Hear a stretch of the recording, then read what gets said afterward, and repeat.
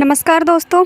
एक खुफिया agency Mossad, एक इराकी पायलट और इराक का MiG-21 गायब। जी हाँ दोस्तों, मोसाद की एक हैरत अंगेज कहानी जिस पर यकीन करना बहुत ही मुश्किल है, पर यही फैक्ट है कि मोसाद ने दुश्मन देश में घुसकर दुश्मन कंट्री के MiG-21 को उसकी नाक के नीचे से गायब कर लिया।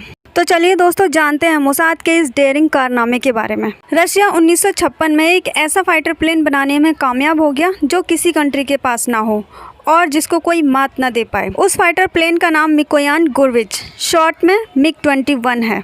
जब MiG-21 ने आसमान में उड़ान भरी तो इससे सारी दुनिया हैरान रह गई। MiG-21 उस समय का highly sophisticated jet fighter plane था जो कि अपने सटीक निशाने और एडवांस टेक्नोलॉजी के लिए मशहूर था। उसके साथ साथ ये प्लेन पूरे वेस्टर्न ब्लॉक के लिए, अमेरिका, ब्रिटेन, इजराइल के लिए एक रहस्य था, क्योंकि इन्होंने आज तक इस फाइटर जेट प्लेन को नहीं देखा था।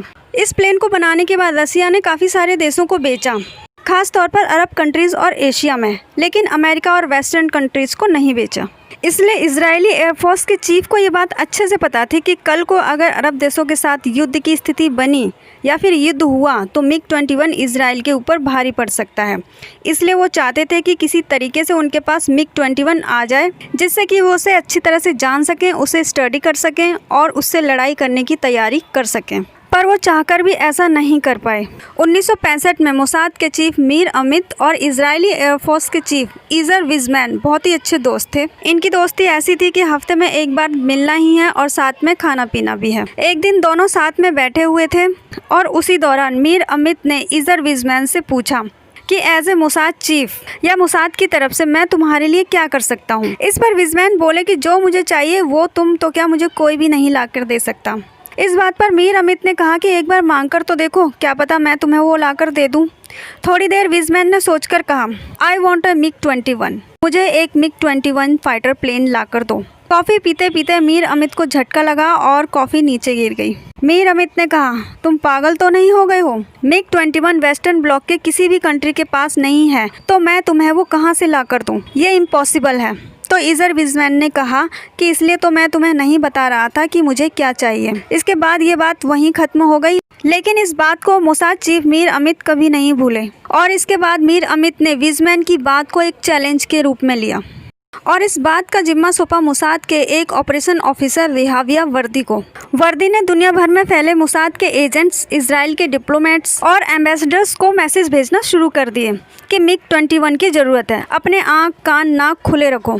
कुछ ही हफ्तों बाद वर्दी को खुशखबरी मिली जब इराक में पोस्टेड इजराइल के कल्चरल अटैच ने वर्दी को बताया कि वो एक इराकी यहूदी पायलट को जानते हैं जिसका नाम है योसेफ सेमेस।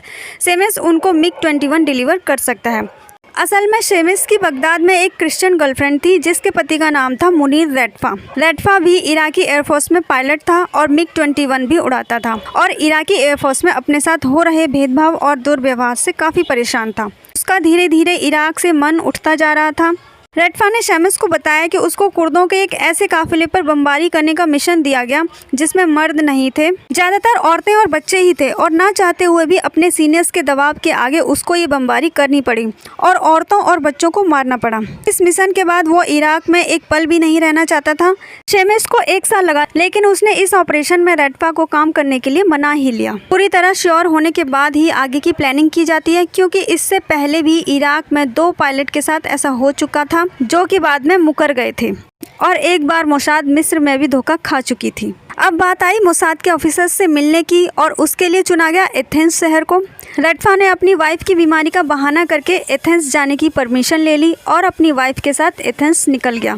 एथेंस पहुंचकर मुनीर रेडफा मोसाद और इजरायली एयरफोर्स के ऑफिसर्स कर्नल जीव लिरोन से मिला और यहाँ पर उसको कोड नेम दिया गया याहलोम, जिसका इंग्लिश में मीनिंग होता है डायमंड, और इसलिए इस ऑपरेशन को कहा जाता है ऑपरेशन डायमंड। मोसाद ने रेडफा को वादा किया कि अगर वो उनको MiG-21 डिलीवर करता है तो वो उसे पैसे भी देंगे और उसकी पूरी फैमिली को इराक से सुरक्षित बाहर भी निकालेंगे और इजराइल की नागरिकता भी देंगे। एक दिन के सोच विचार के बाद रेडफा ने हाँ कर दिया और उसको ग्रीस से रोम ले जाया गया और रोम से इजराइल के तेल अवीव में टेल अवीव में रेटफा ने 24 घंटे बिताए, जहां उसको ऑपरेशन की सारी डिटेल्स और सीक्रेट कोड समझाए गए। 24 घंटे बिताने के बाद रेटफा टेल अवीव से एथेंस निकल गया और एथेंस से बगदाद ऑपरेशन की आखिरी स्टेज की तैयारी करने के लिए।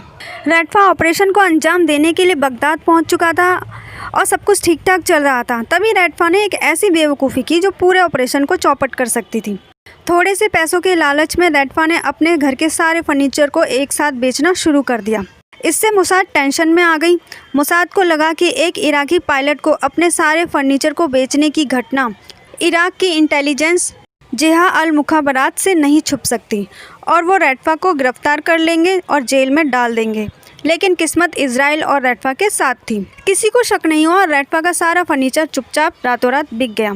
इसके बाद उसी रात रेटफा के 43 फैमिली मेंबर्स को दूर पहाड़ों में ले जाया गया, जहां से उन्हें टर्किश हेलीकॉप्टर में एयरलिफ्ट करके कम ऊंचाई पर उड़ते हुए रडार से बचते हुए टर्किश बॉर्डर क्रॉस करके टर्की में लैंड करा दिया।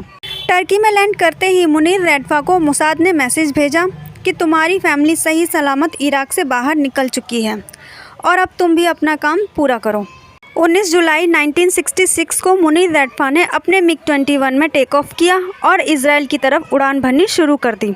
इजरायली एयरफोर्स के कमांडर मोर्देचाई मोटी होड ने अपने सारे स्टेशंस को क्लियर ऑर्डर दे रखे थे कि आज अगर तुम इजराइल के एयर स्पेस में किसी भी दुश्मन के फाइटर जेट को देखते हो तो तुम कुछ भी नहीं करोगे, बस चुपचाप देखते रहोगे। उन्होंने इजरायली एयरफोर्स के 3 एयर पायलट को भी इंक्लूड किया था रेटफा के मिग-21 को एस्कॉर्ट करने के लिए। जैसे ही रेटफा ने इजरायली एयर स्पेस में प्रवेश किया, तीनों इजरायली प्लेन उसके पीछे आ गए और उसे एस्कॉर्ट करने लगे। प्रवेश करते ही उसने अपने प्लेन के पंखों को दाहिने तरफ झुकाना शुरू कर दिया, जो कि एक सिग्नल था कि मैं रेटफा ही हूँ, प्लीज़ गोली मत चलाना। सुबह 8 बजे बगदाद से टेक ऑफ करने के लगभग 65 मिनट के बाद रेटफा का मिग-21 इजराइल के हेड्जोर एयर बेस पर लैंड कर चुका था। इजराइल को अपना मिग-21 मिल चुका था क्योंकि इस ऑपरेशन को बिल्कुल जेम्स बॉन्ड स्टाइल में एग्जीक्यूट किया गया था। इसलिए इजराइल ने इस मिग-21 को नाम दिया 007। इजराइल में पहुंचने के बाद इस प्लेन को इजरायली पायलट्स ने बहुत अच्छे से स्टडी किया और इसके साथ काफ़ी सारी प्रैक्टिसेस और एक्सरसाइजेस भी की और ये सब काम आया उस वक्त जब इजराइल ने एक साथ कई अरब देशों Egypt, Syria, Jordan, Lebanon, Iraq के साथ युद्ध लड़ा और उनकी 6 दिनों में कमर तोड़ दी। इजराइल को 1966 में मिग-21 ना मिला होता तो शायद इजराइल 1967 में 6 डे वॉर नहीं जीत पाता। दोस्तों, मैंने वीडियो के बीच में बताया था कि इससे पहले भी मोसाद ने कोशिश की थी कि मिग-21 उन्हें मिल जाए, लेकिन उनकी प्लानिंग सक्सेस नहीं हो पाई थी। तो जानते हैं दोस्तों उस प्लानिंग के बारे में। 1965 से पहले भी कई बार कोशिश की मोसाद ने, जिसमें से एक कोशिश की मिस्र में। मोसाद के नामी एजेंट जिम थॉमस को ये काम दिया गया था कि वो मिस्र जाएं। मिस्र के पास भी मिग-21 है, वहाँ जाकर वह किसी पायलट के साथ डील करके मिग-21 ले आएं। जिम थॉमस मिस्र पहुंचते हैं। करीब 1 साल मिस्र में बिताने के बाद उनकी दोस्ती मिस्र के एक पायलट से हो जाती है जो मिग-21 उड़ाता था और उसका भरोसा जीतने के बाद उसे अपनी डील के बारे में बताते हैं। उसे $1 मिलियन अमेरिकी का ऑफ़र भी देते हैं, साथ में प्रोटेक्शन। शर्त यह रखी कि वो एक दिन मिस्र से मिग-21 लेकर उड़े और इजराइल की सीमा में लेकर आ जाए। लेकिन जीन थॉमस थोड़ा सा यहाँ पर मार खा गए। उन्हें लगा कि वह पायलट उनके चंगुल में आ चुका है, लेकिन उस पायलट ने मिस्र के साथ गद्दारी करने की सोची ही नहीं थी और जीन थॉमस की बात सुनते ही उसने अपने सीनियर ऑफिसर्स को ये बात बता दी। जैसे ही सीनियर ऑफिसर्स को ये बात पता चली, तुरंत जीन थॉमस और उसकी फैमिली को अरेस्ट कर लिया गया और दिसंबर 1962 में जीन थॉमस को फांसी दे दी गई, जासूसी के इल्ज़ाम में, पायलट को लालच देने के इल्ज़ाम में और पायलट को देशद्रोह के लिए उकसाने के इल्ज़ाम के लिए।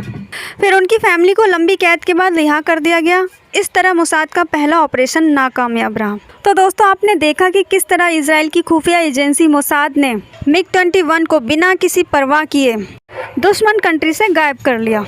इससे ये पता चलता है कि मोसाद कितनी डेयरिंग है। इसी के साथ दोस्तों मेरा वीडियो भी ख़त्म होता है। वीडियो को लाइक और शेयर करिए और हमारे चैनल को सब्सक्राइब ज़रूर करना। मिलते हैं नेक्स्ट वीडियो में। जय हिंद।